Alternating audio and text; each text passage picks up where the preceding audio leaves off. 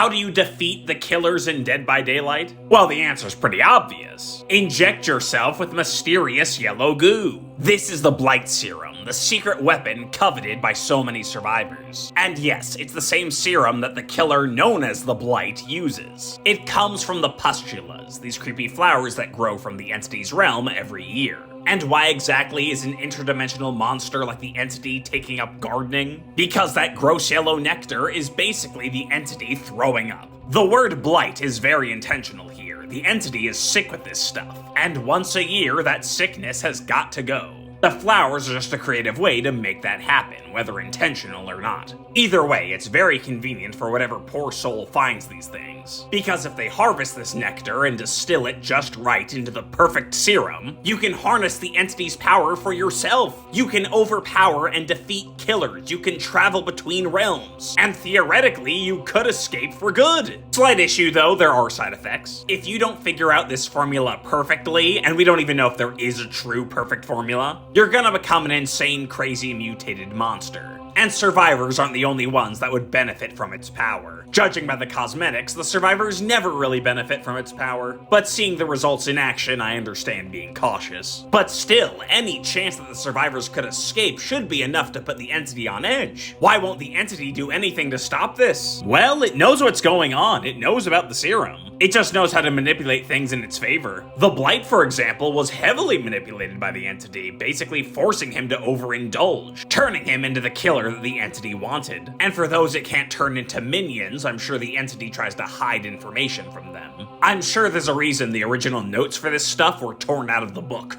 But those are the basics of the Blight Serum. I love this lore a lot and would honestly love to see some more story updates involving it. But what do you think? Is it really the key for the survivors to escape for good? Or just another method for the entity to corrupt people? Let me know your thoughts in the comments.